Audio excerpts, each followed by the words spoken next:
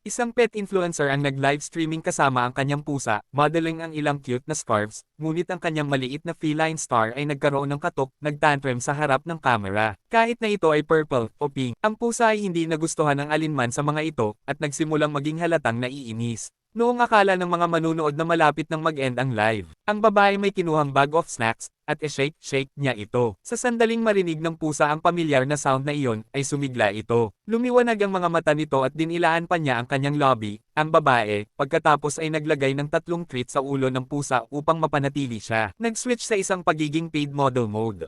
At nakuha pa ng pusa ng ngumiti. Kahit na ito ay scarves o sombrero, siya ay nakaupo ng perpekto na tila ba tulad ng isang pro. Yung iba ang itsura ay bumblebee, flight attendant, ay talagang kaibig-ibig. Sa huli, kahit na ang pinakamayabang na pusa ay yuyuko para sa ilang masasarap na snacks. Ang motto, "Cat are never slaves but they'll work for room and board."